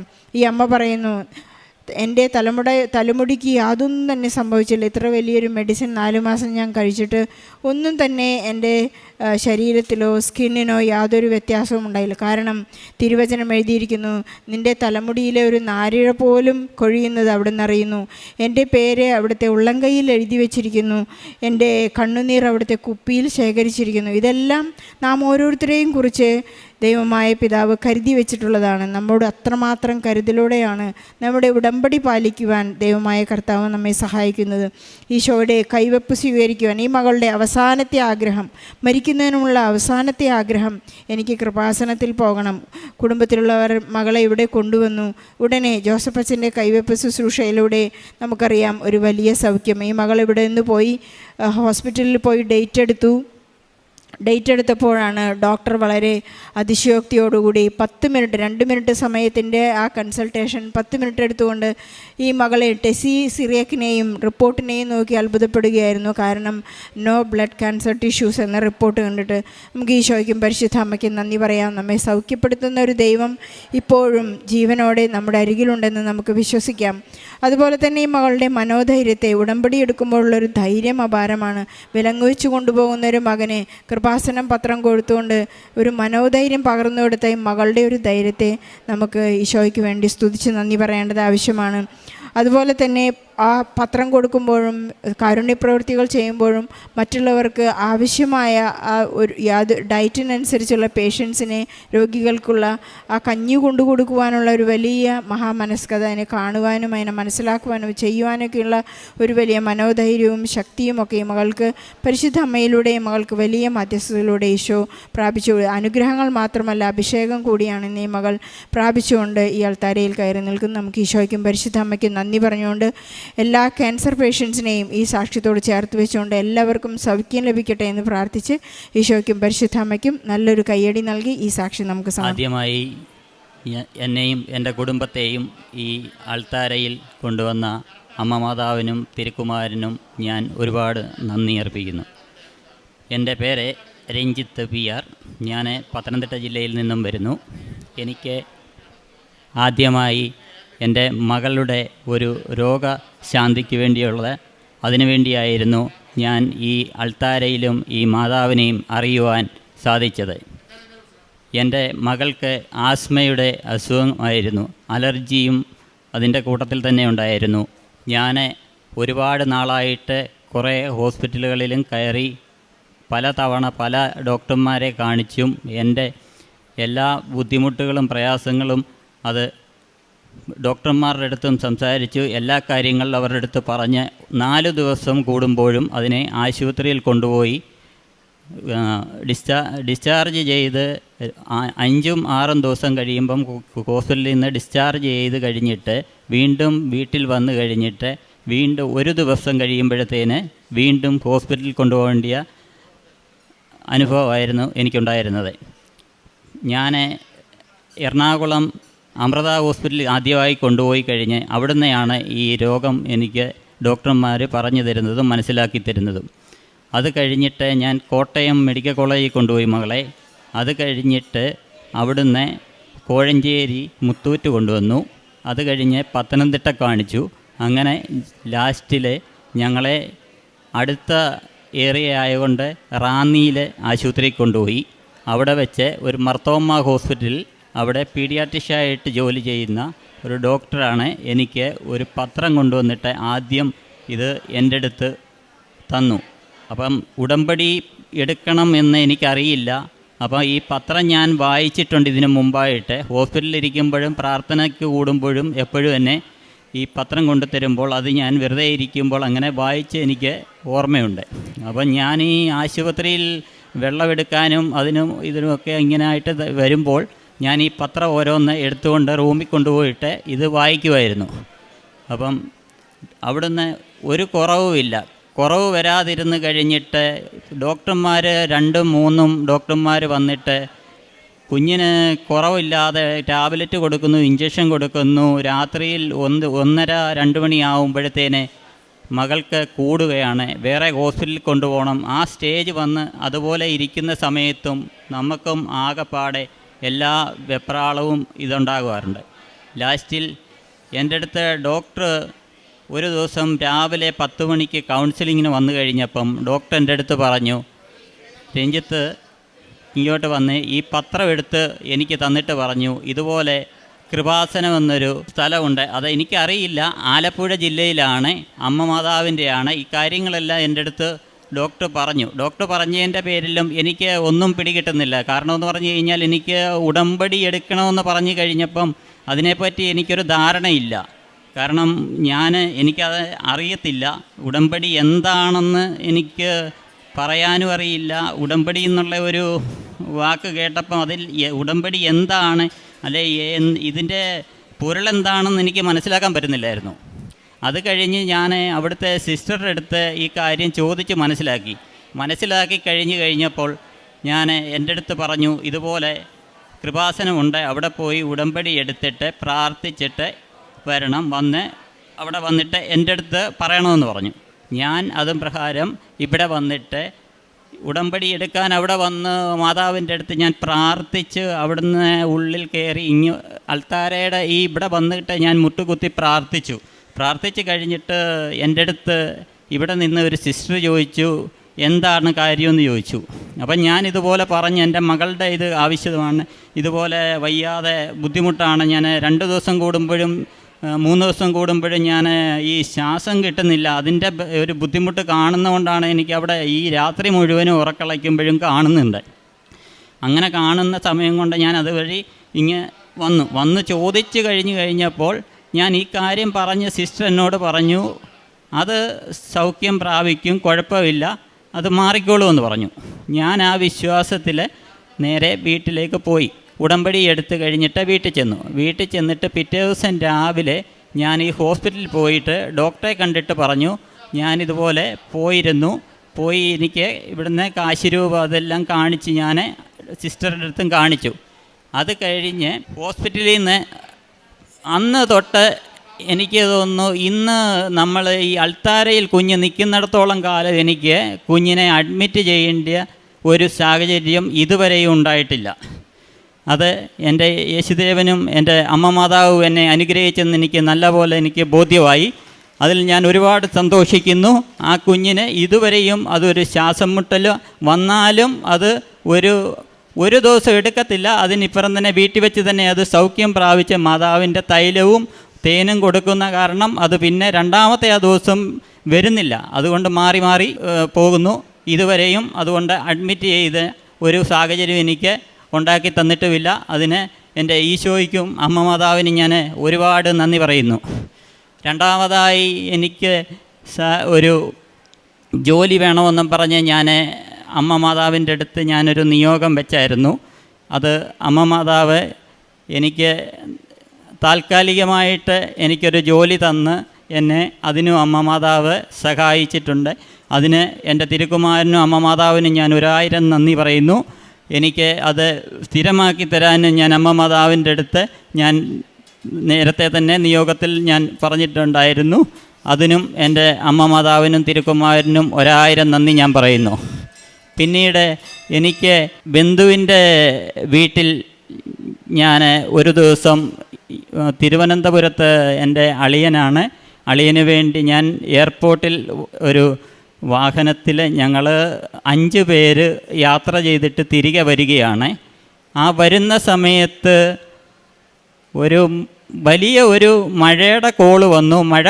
വന്നു കഴിഞ്ഞിട്ട് പെട്ടെന്ന് മേഘമെല്ലാം കറുത്ത് ഇതായി. അപ്പം സമയം 2 മണി കഴിഞ്ഞു പകല്. ആ സമയത്ത് പെട്ടെന്നൊരു വളവായിരുന്നു. വണ്ടി സ്പീഡിൽ വരുന്നത് കണ്ടു. അത് കഴിഞ്ഞപ്പോഴത്തേന് ഈ മഴയുടെ അടുത്തതിൻ്റെ കാരണം എല്ലാവരും ഇതിൻ്റെ ചില്ലങ്ങ് താത്തു. അപ്പം പെട്ടെന്ന് ഇരുട്ട് പോലൊരു ഇത് വന്നു. പെട്ടെന്നാണ് വണ്ടി കൺട്രോൾ തിരിഞ്ഞിട്ട് നേരെ റോഡിൽ കിടന്ന് 3 വട്ടം കറങ്ങിക്കഴിഞ്ഞിട്ട് ഇത് മുന്നോട്ട് പോകേണ്ട ദിശ നേരെ ഓപ്പോസിറ്റായിട്ട് അപ്പം അതിനകത്തിരുന്നിട്ട് എൻ്റെ വണ്ടിയിൽ ഞാൻ അമ്മ മാതാവിൻ്റെ ഫോട്ടോ മുന്നിൽ വെച്ചിട്ടുണ്ട്, കൃപാസനം പത്രം വെച്ചിട്ടുണ്ട്. അതെപ്പോഴും വെച്ചുകൊണ്ടാണ് ഞാൻ യാത്ര ചെയ്യുന്നത്. അപ്പം അതിൻ്റെ തിരിയുന്ന സമയത്ത് ഞാൻ അമ്മയെ മാതാവേ എന്നൊന്ന് വിളിച്ചു. അതുമാത്രം എനിക്കറിയാം. അപ്പം ഈ വണ്ടി പുറമോട്ട് കണ്ടു. ഉരുണ്ട് കഴിഞ്ഞിട്ട് ഒരു 40 അടി താഴ്ചയുള്ള ഒരു കൊക്കയിലേക്കാണ് ഇത് മറിയുന്നത്. അതിനകത്ത് കൊച്ചു പിള്ളേർ 7 വയസ്സുള്ളതും 12 വയസ്സുള്ളതും 2 കൊച്ചു കുഞ്ഞുങ്ങളുമുണ്ട്. ബാക്കി ഞങ്ങൾ 3 പേരാണ്. അപ്പം 5 പേരാണ്. അപ്പം അമ്മയെന്ന് ഞാൻ വിളിച്ചു. ആ വിളി അമ്മ കേട്ടു. ആ കേൾവി കൊണ്ട് അമ്മ ആ വണ്ടി ആ കൊക്കയിലോട്ട് പുറകോട്ട് തന്നെ ചെറുകെ ഉരുളാൻ തുടങ്ങി. അപ്പോൾ ഈ ഉരുളുന്നതും എനിക്കറിയാം. 40 അടി വരെ ആ വണ്ടി ഉരുണ്ട് താഴെ നിലം പതിച്ചില്ല. പടങ്ങലിൽ വന്നിട്ട് അവിടെ പുറമോട്ട് പോകാതെ അവിടെ സ്റ്റോപ്പായി കഴിഞ്ഞപ്പോഴത്തേന് 40 അടിയോളം താഴ്ചയിലായി കഴിഞ്ഞപ്പോഴാണ് ഈ മക്കൾ 2 പേരും ആ സമയത്താണ് എന്താ മാമാന്ന് ചോദിച്ചു. ഞാൻ പറഞ്ഞു ഒന്നുമില്ല കുഞ്ഞെ, നമ്മൾ അമ്മ മാതാവ് മുന്നിൽ അമ്മ മാതാവിൻ്റെ ആ ഫോട്ടോ ഒരു ചലനം പോലും ഇല്ലാതെ ഈ 40 അടി പോയിട്ട് അതിന് തിരിവോ ഈ പത്രം മാറിപ്പോകുകയോ താഴെ വീഴുകയോ അങ്ങനെയുള്ള കാര്യങ്ങളൊന്നും സംഭവിച്ചില്ല. അമ്മയെന്ന് ഞാൻ അതിനു മുമ്പ് വിളിച്ചു. ആ വിളി ഈശോയും എൻ്റെ അമ്മ മാതാവും അത് കേട്ടു. അതിന് തിരിച്ച് ഞങ്ങൾ ഡോറ് തുറന്ന് വെളിയിൽ ഇറങ്ങിക്കഴിഞ്ഞ് കഴിഞ്ഞപ്പം ആർക്കും ഒരു പോറൽ പോലും സംഭവിച്ചില്ല. ഈ 40 അടി താഴ്ചയിൽ പോയി കഴിഞ്ഞപ്പോഴും ഒരു പോറൽ പോലും കൂടാതെ ഞങ്ങൾ വീണ്ടും അമ്മ മാതാവും ഈശോയും എന്നെ അവിടെയും രക്ഷിച്ചു. അതിന് അമ്മ മാതാവിനും തിരുക്കുമാരനും ഞാൻ 1000 നന്ദി പറയുന്നു. വേറെ എനിക്ക് ഒരുപാട് സാക്ഷ്യങ്ങളായിട്ടുണ്ട്. എനിക്ക് ചെറുതും വലുതുമായിട്ടുള്ള ഒരുപാട് സാക്ഷ്യങ്ങളുണ്ട്. ഞാൻ ഒരിടെ ഇവിടുന്ന് കൃപാസനത്തിൽ നിന്ന് എനിക്ക് പത്തനംതിട്ട പോയി എൻ്റെ ശബരിമല ഏരിയയുടെ അടുത്തുനിന്നാണ് ഞാൻ വരുന്നത്. അപ്പോൾ എനിക്ക് പോകുമ്പോൾ ഞാൻ ഇന്നും പോകുന്നത് രാത്രിയിൽ എനിക്കറിയാം 3 മണിയോളം ആകും, അല്ലെ 2 മണി സമയമാകും. കാട് വഴിയാണ് പോകുന്നത്, മൃഗങ്ങളുടെ ശല്യമുണ്ട്. ഇതെല്ലാം കാരണം കുഞ്ഞുങ്ങളെയും വെച്ചുകൊണ്ടാണ് ഞാൻ വണ്ടി പോകുന്നത്. ഞാനിപ്പം വണ്ടി കൊണ്ടിട്ടേക്കുന്നത് ചെങ്ങന്നൂർ റെയിൽവേ സ്റ്റേഷനിലാണ്. അവിടെ നിന്നാണ് ഞാൻ ട്രെയിൻ കയറി വന്നത്. ഞാൻ തിരിച്ചു പോകുമ്പോൾ ഈ കാട് വഴിയാണ് പോകുന്നത്. അങ്ങനെ ഞാൻ കഴിഞ്ഞ ഉടമ്പടി പുതുക്കിയിട്ട് തിരിച്ചു പോയി കഴിയുമ്പോൾ കാട്ടിൽ കയറാൻ 20 മിനിറ്റ് കാടിൻ്റെ വശത്തൂടെ പോയിക്കൊണ്ടിരിക്കുമ്പോൾ ആനയും അവിടെ കടുവയും എല്ലാം വരുന്ന സ്ഥലമാണ്. അപ്പോൾ ഈ കുഞ്ഞുങ്ങളെയും കൊണ്ട് പോകുമ്പം ഒരു വണ്ടിയും ഇല്ല. പെട്ടെന്ന് ഒരു വളവ് കഴിഞ്ഞപ്പം മഴയും ഉണ്ട്, കാട്ടിലോട്ട് കയറാൻ പോയി. അപ്പം ഞാൻ കുഞ്ഞുങ്ങളുടെ അടുത്ത് പറഞ്ഞു, ഈ ഗ്ലാസും മൊത്തം താത്ത് ലോക്ക് ഇട്ടേക്കണം, എന്തെങ്കിലും സാഹചര്യം കാട് കഴിഞ്ഞിട്ടേ നമുക്ക് പിന്നെ ചില്ല് തുറന്നിടാവും. അപ്പം ഒരു വളവ് കഴിഞ്ഞപ്പം കാടിൻ്റെ വശത്ത് കയറി കാട്ടിലോട്ട് തിരിയുമ്പോൾ ഞാൻ അമ്മ മാതാവിനോട് ഞങ്ങളെല്ലാവരും പ്രാർത്ഥിച്ചുകൊണ്ടാണ് ഞാൻ മുന്നോട്ട് പോകുന്നത്. അന്ന് രാത്രി അവിടുന്ന് വണ്ടി എടുത്തപ്പം തൊട്ട് പ്രാർത്ഥിച്ചുകൊണ്ടാണ് ഞങ്ങൾ അങ്ങോട്ട് നീങ്ങുന്നത്. അവിടുന്ന് ഞങ്ങൾ പറഞ്ഞു, മുന്നിൽ അമ്മേ ഞങ്ങൾക്ക് മുമ്പിലൊരു വാഹനം ഞങ്ങൾക്ക് കാണിച്ചു തരണമേ. റോഡിൽ ഒരു വാഹനം പോലും ഇല്ല. അപ്പം ഞങ്ങൾക്ക് ഉൾഭയം കുഞ്ഞുങ്ങൾക്കും വരുന്നുണ്ട്. അപ്പോൾ അതിൻ്റെ ഒരു വണ്ടി കണ്ടു കഴിഞ്ഞാൽ അവർക്ക് ആ ഉൾഭയം മാറ്റി കിട്ടും. അപ്പം ഞങ്ങൾ പ്രാർത്ഥിച്ചിട്ട് അമ്മയോട് പെട്ടെന്ന് പറഞ്ഞു, അമ്മേ ഒരു വാഹനമെങ്കിലും കാണിച്ചു തരണമെന്ന്. ഈ വളവ് നൂർന്നതല്ല, മുന്നിൽ അപ്രത്യക്ഷമായിട്ടൊരു വാഹനം. ആ വാഹനം കണ്ടു കഴിഞ്ഞാൽ എവിടുന്ന് വന്നെന്നറിയത്തില്ല. ഈ വളവ് നൂർന്ന് അതുവരെ ഇല്ലാത്ത രാത്രി 11:30 സമയം കാട് കയറിക്കൊണ്ടിരുന്നപ്പം ആ സമയം അമ്മയോട് ചോദിച്ചപ്പം ആ ചോദ്യത്തിന് ഉത്തരവായിട്ട് തമ്മേ ഈശോയും അമ്മയും എനിക്ക് അത്ഭുതം പോലെ തന്നെ ആ മുന്നിൽ കാണിച്ചു തന്നു. ആ അത്ഭുതത്തിൻ്റെ മുന്നിൽ അമ്മ മുന്നോട്ട് നയിച്ച് ഞങ്ങൾ കാട് കഴിഞ്ഞ് ജനപ്രദേശം തുടങ്ങുന്നിടം വരെ കൊണ്ടുവിട്ടു. അവിടുന്ന് നേരെ ആ വണ്ടി തിരിഞ്ഞ് മറ്റ് റോഡ് വഴി തിരിഞ്ഞു പോയി. അവിടെ വരെ ഞങ്ങൾക്ക് അമ്മ മാതാവ് കൂട്ടായിട്ട് അവിടെ വരെ വന്ന് തിരിഞ്ഞ് ഞങ്ങളും പിന്നെ വീട്ടിൽ വന്നു. അതുപോലെ അതും എനിക്കൊരു സാക്ഷ്യമായിട്ട് ഞാൻ ഈ അൾത്താരയിൽ അമ്മ മാതാവിനും തിരുക്കുമാരൻ്റെ മുന്നിൽ ഞാൻ ഇത് സമർപ്പിക്കുന്നു. പിന്നെ പ്രേക്ഷിത പ്രവർത്തനമായിട്ട് ഞാനും എൻ്റെ കുടുംബവുമായിട്ട് പത്രങ്ങളും എല്ലാ പ്രദേശത്തും പത്രം കൊടുക്കാറുണ്ട്. പത്രം കൊണ്ട് പോയി പലയിടത്തും എനിക്ക് ആക്ഷേപങ്ങളും പല സാഹചര്യങ്ങളും എനിക്ക് ഒരുപാട് നേരിട്ടിട്ടുണ്ട്. എന്നെ കളിയാക്കിയിട്ടുണ്ട്. എനിക്ക് വേണ്ടാന്ന് പറഞ്ഞ് എൻ്റെ പത്രം എടുത്ത് മാറ്റി എനിക്ക് അതിൻ്റെ ആവശ്യമില്ലെന്ന് പറഞ്ഞ ആൾക്കാർ ഈ കഴിഞ്ഞ മാസം തന്നെ ഉണ്ടായിട്ടുണ്ട്. അപ്പം ഇതെല്ലാം ഞാൻ നേരിട്ടായാലും ഞാൻ അതിനൊന്നും കാര്യമാക്കത്തില്ല. അവരെ എല്ലാ കാര്യങ്ങളും പറഞ്ഞ് ഇപ്പം തന്നെ ഞാൻ ഓട്ടോയിൽ വന്നപ്പം ഇതുപോലെ പേപ്പർ കൊടുക്കുന്നൊരു ഇത് വന്നു. ഒരാൾ സംസാരിച്ച് കഴിഞ്ഞപ്പം ഞാനത് പറഞ്ഞു. അത് എനിക്ക് അനുഭവമുള്ള എൻ്റെ മോൾ ഇവിടെ ഇരിപ്പുണ്ട്. ആ അനുഭവം മുഖാന്തരമല്ലേ ഈ പേപ്പറിൽ ഈ സാക്ഷ്യം ഞങ്ങളെപ്പോലുള്ള വ്യക്തികൾ ഓരോരുത്തരും വന്ന് ഈ സാക്ഷ്യം അമ്മ മാതാവിൻ്റെ ഈ സാക്ഷ്യം പറയുന്നത് കൊണ്ടല്ലേ ഈ പത്രത്തിലും ഇതെല്ലാം എഴുതി വരുന്നതെന്ന് ചോദിച്ചു. ആൾക്ക് അപ്പോഴും അത് സംശയത്തിൻ്റെ രീതിയാണ് ആളെന്നോട് പറഞ്ഞത്. ഞാനത് കാര്യമാക്കിയില്ല. ഞാൻ പറഞ്ഞു, ചേട്ടാ ഇന്ന് ഞാൻ എൻ്റെ മോടെ ഇതുപോലെ അനുഭവമുണ്ട്, ഈ കഥകളും എല്ലാം പറഞ്ഞു കൊടുത്തു. ഇതുപോലല്ലേ ഞങ്ങൾ അവിടെ ചെന്ന് സാക്ഷ്യം പറയുമ്പോഴല്ലേ അത് കള്ളമല്ലല്ലോ, അതേ രീതിയിലാണെന്ന് ഞാൻ ഒരുപാട് കാര്യങ്ങൾ പറഞ്ഞ് യേശുദേവനെയും എൻ്റെ അമ്മ മാതാവിനെയും ഞാൻ ഒരുപാട് കാര്യം പറഞ്ഞ് ആളിനെ ബോധ്യപ്പെടുത്തിയിട്ടുണ്ട്. അപ്പം എനിക്ക് ഇതുപോലെ ഓരോ അനുഭവങ്ങളും അമ്മ മാതാവ് തിരുക്കുമാരനും എൻ്റെ ജീവിതത്തിലും എൻ്റെ മക്കൾക്കും എൻ്റെ ഭാര്യയ്ക്കും എല്ലാവർക്കും അനുഭവമായി ചെറിയ ചെറിയ ഒരുപാട് അനുഭവങ്ങൾ ഞങ്ങൾക്ക് തന്നിട്ടുണ്ട്. പ്രേക്ഷിതവേല ഞാൻ പത്രം കൊടുക്കും. പിന്നെ കാരുണ്യപ്രവൃത്തിയായിട്ട് കാല് വയ്യാത്തവർക്ക് വീൽ ചെയർ മേടിച്ച് കൊടുക്കും. പിന്നെ എനിക്ക് ആഹാരങ്ങൾ ഞങ്ങൾ പൊതികെട്ടി ഞങ്ങൾ കുടുംബത്തോടെ കുഞ്ഞുങ്ങളുമായിട്ട് കൊണ്ട് ഹോസ്പിറ്റലിലും അവിടെ പാവം പിടിച്ച ആൾക്കാർക്ക് കൊടുക്കും.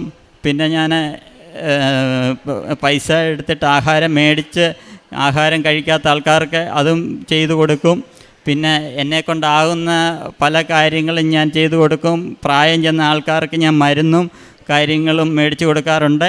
പിന്നെ ആശുപത്രിയിൽ കൊച്ചു പിള്ളേരുമായിട്ട് കിടക്കുന്ന കുട്ടികൾക്ക് ഞാൻ മരുന്നും മറ്റു കാര്യങ്ങളും അവർക്ക് വേണ്ടിയതും മേടിച്ച് കൊടുക്കാറുണ്ട്. പിന്നെ വീടുകളിൽ പ്രായമായവരുടെ അടുത്ത് ഞാൻ ഇടയ്ക്കിടയ്ക്ക് അവരവരെ കാണാൻ പോകാറുമുണ്ട്. അതുപോലെ കാരുണ്യമായിട്ട് ഇത്രയൊക്കെയാണ് എനിക്ക് ചെയ്ത് അമ്മ മാതാവ് എനിക്ക് വേണ്ടി അനുഗ്രഹം തന്നിട്ടുള്ളത്. അതിന് എൻ്റെ അമ്മ മാതാവിനും തിരുക്കുമാവനും 1000 നന്ദി ഞാൻ അർപ്പിച്ചുകൊണ്ട് ഈ സാക്ഷ്യം ഞാനിവിടെ അവസാനിപ്പിക്കുന്നു. വിശുദ്ധ ലൂക്കായുടെ സുവിശേഷം 8-ാം അധ്യായം 39-ാം തിരുവചനം. നീ വീട്ടിലേക്ക് തിരിച്ചുപോയി ദൈവം നിനക്ക് ചെയ്തതെന്തെന്ന് അറിയിക്കുക. അവൻ പോയി യേശു തനിക്ക് വേണ്ടി ചെയ്ത കാര്യങ്ങൾ പട്ടണം മുഴുവൻ പ്രസിദ്ധമാക്കി. രഞ്ജിത്തിൻ്റെ വളരെ സാഹസികമായ ശക്തമായ ഒരു പ്രത്യക്ഷീകരണ സാക്ഷ്യമാണ് രഞ്ജിത്ത് ഇവിടെ പങ്കുവച്ചത്. ഈശോയ്ക്കും പരിശുദ്ധ അമ്മയ്ക്കും നന്ദി പറയാം. ഒരു അക്രൈസ്തവ സഹോദരൻ വളരെ തീക്ഷ്ണതയോടെ വളരെ ധൈര്യത്തോടെ തൻ്റെ എല്ലാ പ്രശ്നങ്ങളെയും തരണം ചെയ്യുകയും വളരെ ധൈര്യപൂർവ്വം പ്രേക്ഷിതവേല ചെയ്യുന്ന, അതുപോലെ തന്നെ പരിശുദ്ധ അമ്മയുടെ സംരക്ഷണം എപ്പോഴും ലഭിച്ചുകൊണ്ടിരിക്കുന്ന ഒരു വലിയ സാക്ഷ്യമാണ് നാം കേട്ടത്. ഇവിടെ വന്ന് രഞ്ജിത്ത് ഉടമ്പടി എടുത്ത് പ്രാർത്ഥിക്കുമ്പോൾ മകൾക്ക് ജന്മനാൽ ആസ്മ എന്ന രോഗം പിടിപെട്ടിരുന്നു. ഡോക്ടർമാർ വൈദ്യശാസ്ത്രം കൈവിട്ട് കൈമലർത്തിയ ഒരു അസ്വസ്ഥതയായിരുന്നു രഞ്ജിത്തിന് മുൻപിലുണ്ടായിരുന്ന ഏക ഉത്തരം. അവിടെയുള്ള ഡോക്ടർ തന്നെ പറഞ്ഞു, ആലപ്പുഴയിലെ കൃപാസനം എന്ന പള്ളിയിൽ പോയി അവിടെയുള്ള പരിശുദ്ധ അമ്മയോട് മാധ്യസ്ഥം അപേക്ഷിച്ച് ഉടമ്പടി എടുത്ത് പ്രാർത്ഥിച്ചാൽ നിൻ്റെ കുഞ്ഞ് സൗഖ്യപ്പെടുമെന്ന് അവിടെയുള്ള ഡോക്ടേഴ്സ് തന്നെയാണ് ഇദ്ദേഹത്തോട് ഉപദേശിച്ചു കൊടുത്തത്. അതിന് പ്രകാരം അദ്ദേഹം ഇവിടെ വന്ന് ഉടമ്പടിയെടുത്ത് പ്രാർത്ഥിച്ചപ്പോൾ വളരെ പെട്ടെന്ന് തന്നെ സമയച്ചുരുക്കത്തിൻ്റെ അമ്മ അദ്ദേഹത്തിൻ്റെ വിശ്വാസവും വിശ്വസ്തതയും ഒരു കുഞ്ഞിനെ പോലെയുള്ള ഒരു ആത്മാർത്ഥതയും ഉള്ളതുകൊണ്ട് വളരെ പെട്ടെന്നായിരുന്നു ആ കുഞ്ഞിൻ്റെ സൗഖ്യം പരിശുദ്ധ അമ്മയിൽ നിന്ന് ഈശോ പ്രാപിച്ചു കൊടുത്തത്. അദ്ദേഹം ഇന്ന് പറയുന്നു, വല്ലപ്പോഴും ഈ കുഞ്ഞിന് ആസ്മ എന്ന അസുഖം വന്നാൽ തന്നെയും അത് അധികം നേരം നീണ്ടു നിൽക്കുന്നില്ല, വല്ലപ്പോഴും വരുന്ന ഒരു അസ്വസ്ഥത മാത്രമാണ്. ഈശോയുടെ അത്ഭുതങ്ങൾ അദ്ദേഹം ഇന്നും കണ്ടുകൊണ്ടിരിക്കുകയാണ്, ഇന്നും അനുഭവിച്ചുകൊണ്ടിരിക്കുകയാണ്. അതുപോലെ തന്നെ വലിയ ഒരു ജീവിത പ്രതിസന്ധിയായിരുന്നു. അദ്ദേഹത്തിൻ്റെ ജോലി നഷ്ടപ്പെട്ടു. ഉടമ്പടിയിലെ നിയോഗത്തിൽ വെച്ച് പ്രാർത്ഥിച്ചപ്പോൾ അദ്ദേഹത്തിന് ഇന്ന് പരിശുദ്ധ അമ്മ അദ്ദേഹത്തിന് നൽകിക്കൊണ്ടിരിക്കുന്നത് താൽക്കാലികമായ ഒരു ജോലി നൽകിയെങ്കിലും അദ്ദേഹത്തിൻ്റെ പ്രത്യാശ വളരെ വലുതാണ്. 60 മേനി കൊയ്തെടുക്കുന്ന ഒരു വലിയ കർഷകൻ്റെ രീതിയാണ്. ജോസഫ് അച്ഛൻ നമ്മോട് പറയുന്നുണ്ട്, 60 മേനി കൊയ്യുന്നവർ പ്രത്യാശയുള്ളവരാണ്. എനിക്കുള്ളത് ദൈവം എനിക്ക് തരും എന്നുള്ളതാണ് 60 മേനി കൊയ്യുന്നവൻ്റെ ഒരു വലിയ പ്രത്യാശ. സുവിശേഷങ്ങളിലൂടെ യേശു നമ്മോട് സംസാരിക്കുന്നത് തന്നെയാണ്. നമുക്ക് വചനം വിതയ്ക്കുമ്പോൾ വിതച്ച വിത്തുകൾ വളരെയധികം ഫലം പുറപ്പെടുവിക്കാനുള്ള ഒരു വലിയ മാതൃകയും പദ്ധതിയുമാണ് ഈ ഉടമ്പടി ജീവിതമെന്ന് നമുക്ക് മനസ്സിലാക്കാം. അതുപോലെ തന്നെ അദ്ദേഹത്തിൻ്റെ ജീവിത ഭാരം കുറയ്ക്കുന്നതിന് പരിശുദ്ധ അമ്മ ഉടമ്പടിയിലൂടെ വിശ്വസ്തതയിലൂടെ അദ്ദേഹത്തെ എപ്പോഴും ഈശോയിലേക്ക് കൈപിടിച്ച് നടത്തുകയാണ്. അദ്ദേഹം വലിയൊരു സാക്ഷ്യം നമ്മോട് പറയുകയുണ്ടായി. അവർ സഞ്ചരിച്ചുകൊണ്ടിരുന്നൊരു വാഹനം 40 അടി താഴ്ചയിലേക്ക് ആഞ്ഞടിച്ച് വീഴുമ്പോൾ പരിശുദ്ധ അമ്മ അവരെ ഒരു പോറൽ പോലും ഏൽക്കാതെ എങ്ങനെയാണ് സംരക്ഷിച്ചതെന്നുള്ളൊരു വലിയ സാക്ഷ്യം അദ്ദേഹം ഏറ്റുപറയുകയുണ്ടായി. കാരണം അവരുടെ ആ വണ്ടിയിൽ തന്നെ പരിശുദ്ധ അമ്മയുടെ നേർച്ച വസ്തുക്കളുണ്ടായിരുന്നു. പരിശുദ്ധ അമ്മയുടെ ചിത്രം അവർ വളരെ ആദരവോടുകൂടി വണങ്ങിയിരുന്നു. പരിശുദ്ധ അമ്മയുടെ ജപമാലയും പ്രാർത്ഥനകളും അവർ എപ്പോഴും ഉരുവിട്ടുകൊണ്ടിരുന്നു. പരിശുദ്ധ അമ്മയുടെ മാധ്യസ്ഥം അപേക്ഷിച്ചുകൊണ്ടിരുന്നാൽ ഈശോയ്ക്ക് ഒരിക്കലും നമുക്കുള്ള സംരക്ഷണം നിരാകരിക്കുവാൻ സാധിക്കുകയില്ല. ഈശോ നമുക്ക് വേണ്ടി എപ്പോഴും അത്ഭുതങ്ങൾ ചെയ്തുകൊണ്ടിരിക്കും. അതുപോലെ തന്നെ ഒരു ദൂതനെ എന്നോണം അവരുടെ യാത്രയിൽ അവർക്ക് പേടി തോന്നിയ അവസരങ്ങളിലെല്ലാം ഒരു വാഹനം വന്ന് അവരെ മുന്നോട്ട് നയിച്ച് അവരെ വഴികളിലേക്ക് കടത്തിവിടുകയും ചെയ്തു എന്നെല്ലാം അദ്ദേഹം സമർത്ഥിക്കുന്നത് കൊണ്ടാണ് നമ്മുടെ എല്ലാ ഉടമ്പടി ജീവിതത്തിൻ്റെ ആ ഒരു പ്രത്യാശ എന്ന് പറയുന്നത് ഒരു ഒന്നൊന്നര പ്രത്യാശയാണ്. കാരണം ഈശോ നമുക്ക് വേണ്ടി എപ്പോഴും കുരിശിൽ കിടന്നുകൊണ്ട് എനിക്ക് ദാഹിക്കുന്നു, ഇവരോട് ക്ഷമിക്കണമേ എന്നുള്ള ഒരു വലിയ പ്രാർത്ഥനകൾ നമുക്ക് വേണ്ടി പ്രാർത്ഥിച്ചുകൊണ്ടിരിക്കുകയാണ്. നമുക്ക് വേണ്ടി ഇപ്പോഴും പിതാവിനോട് നമ്മെക്കുറിച്ച് ഏറ്റു പറഞ്ഞുകൊണ്ടിരിക്കുകയാണ്. ശാന്തനാവുക, ഞാൻ ദൈവമാണെന്നറിയുക എന്നെല്ലാ പ്രതിസന്ധികളിലും ദൈവമായ കർത്താവ് നമ്മോട് അരുളിച്ചെന്നുകൊണ്ടിരിക്കുകയാണ്. ഈശോ കടലിനെ ശാന്തമാക്കുന്ന ഒരവസ്ഥയും അത് തന്നെയാണ്. ഈശോ കടലിന് മീതെ നടന്നു വന്നപ്പോൾ എല്ലാവരും പറഞ്ഞത് അത് ഭൂതമാണ്. പക്ഷേ ഈശോ പറഞ്ഞു അത് കർത്താവാണെന്ന് യോഹന്നാന് മാത്രമേ തിരിച്ചറിയാൻ സാധിക്കുന്നു. ഈശോയെ സ്നേഹിക്കുന്നവർക്കാണ് ഈശോ ആരാണെന്ന് തിരിച്ചറിയാൻ സാധിക്കുള്ളൂ എന്നാണ് ഉടമ്പടി സാക്ഷ്യങ്ങൾ നമ്മെ ഓർമ്മിപ്പിക്കുന്നത്. നമ്മുടെ ജീവിതത്തിലെല്ലാം ഈശോ നമ്മുടെ ജീവിതത്തിലേക്ക് കടന്നു വരുന്ന നമുക്ക് തിരിച്ചറിയാം. നമ്മുടെ ജീവിതത്തിൽ സംഭവിക്കുന്ന എല്ലാ അത്ഭുതങ്ങളും തന്നെ ഈശോ നമുക്ക് വേണ്ടി പരിശുദ്ധ അമ്മയുടെ മാധ്യസ്ഥം വഴി നമുക്ക് വേണ്ടി ചെയ്യുന്ന വലിയ കാര്യങ്ങളാണ്. പരിശുദ്ധ അമ്മ പ്രഘോഷിക്കുന്നത് പോലെ ശക്തനായവൻ എനിക്ക് വലിയ കാര്യങ്ങൾ ചെയ്തു തന്നിരിക്കുന്നു എന്നാണ് പരിശുദ്ധ അമ്മ മനോഹരമായി മാഗ്നിഫിക്കാത്തുള്ള സ്തോത്രഗീതത്തിൽ പാടുന്നത്. നമുക്കെപ്പോഴും ആ സ്തോത്രഗീതം ഏറ്റുപാടുവാനുള്ള കൃപയുണ്ടായിരിക്കട്ടെ, നമുക്ക് സൗഭാഗ്യമുണ്ടായിരിക്കട്ടെ. രഞ്ജിത്തിനും കുടുംബത്തിനും ലഭിച്ചിട്ടുള്ള എല്ലാ അനുഗ്രഹങ്ങൾക്കും കൃപകൾക്കും അഭിഷേകത്തിനും പരിശുദ്ധ അമ്മയ്ക്ക് ഈശോയ്ക്കും നല്ലൊരു കയ്യടി നൽകി ഈ സാക്ഷി നമുക്ക് സമർപ്പിക്കാം.